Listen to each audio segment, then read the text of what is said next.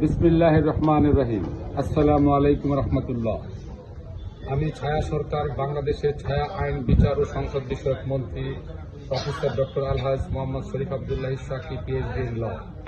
আজ আমি বাংলাদেশের প্রচলিত আইনি ব্যবস্থা, বিচারিক অবকাঠামো, মামলা জট এবং সংসদীয় রাজনীতি সম্পর্কে কিছু গুরুত্বপূর্ণ বিষয় তুলে ধরতে চাই। প্রথমে সংসদীয় রাজনীতি নিয়ে একটি প্রশ্ন প্রায় আলোচনায় আসে। সংসদের সদস্যরা কি লিখিত বক্তব্য দেখে কথা বলতে পারবে, নাকি তা শুধুমাত্র রাষ্ট্রপতি কিংবা প্রধানমন্ত্রীর ক্ষেত্রে প্রযোজ্য হবে? আমার দৃষ্টিতে একটি বিষয়, নিষ্ঠা এবং সুসংগঠিত বক্তব্য উপস্থাপনের জন্য লিখিত বক্তব্য ব্যবহার করা অযৌক্তিক নয়, বরং অনেক সময় মুখস্থ, ভুল বা অস্পষ্ট বক্তব্য দেওয়ার চেয়ে লিখিত বক্তব্য দেখে তথ্যভিত্তিক দায়িত্বশীল বক্তব্য দেওয়া বেশি গ্রহণযোগ্য ও কার্যকর হয়। সংসদ একটি নীতি নির্ধারণের জায়গা। এখানে আবেগের চেয়ে তথ্য, যুক্তি এবং নীতিগত অবস্থান বেশি গুরুত্বপূর্ণ। তাই প্রয়োজনীয় অনুযায়ী সংসদ সদস্য লিখিত বক্তব্য উপস্থাপনের সুযোগ থাকা উচিত বলে আমি মনে করি। এবার আমি আমার দেশের বিচার ব্যবস্থা নিয়ে বলতে চাই। বাংলাদেশের বিচার ব্যবস্থার সামনে সবচেয়ে বড় চ্যালেঞ্জ হল একটি মামলা জট। বর্তমানে লক্ষ লক্ষ মামলা বিভিন্ন আদালতে বছরের পর বছর ধরে বিচারাধীন অবস্থায় রয়েছে। এর ফলে বিচারপ্রার্থী মানুষ দীর্ঘদিন ধরে ন্যায় বিচার থেকে বঞ্চিত হচ্ছে। আমরা সবাই জানি, বিলম্বিত বিচার অনেক সময় ন্যায় বিচারকে ব্যর্থ করে দেয়। এই সমস্যার অন্যতম কারণ হল বিচারকের স্বল্পতা। আমাদের দেশের জনসংখ্যা এবং মামলার পরিমাণ তুলনায় বিচারকের সংখ্যা এখনও পর্যাপ্ত নয়। তাই বিচার ব্যবস্থাকে গতিশীল করতে দ্রুত এবং দক্ষতার ভিত্তিতে বিচারকের সংখ্যা বৃদ্ধি করা অত্যন্ত প্রয়োজন।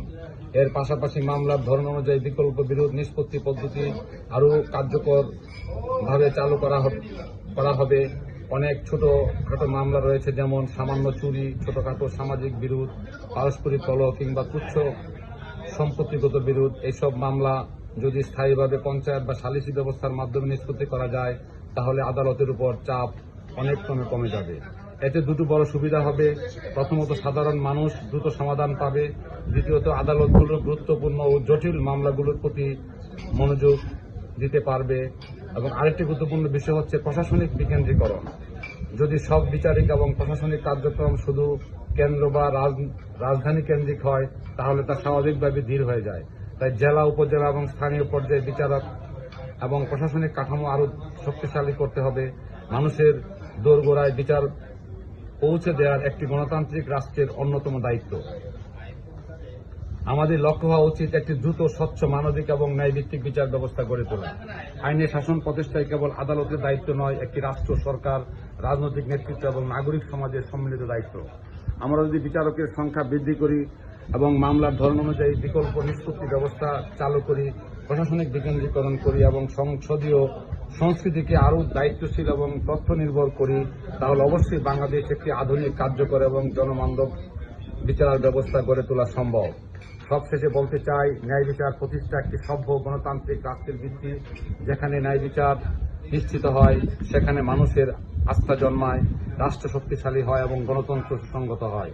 আসুন আমরা সবাই মিলে একটি ন্যায়ভিত্তিক, মানবিক এবং আইনের শাসন প্রতিষ্ঠিত বাংলাদেশ গড়ে তোলার জন্য কাজ করি এবং মানবিক বিশ্বের স্বপ্নদ্রষ্টা হিসেবে আসুন আমরা মানুষ হই, সেবক হই, মানবিক হই, মানবিক আচরণ করি।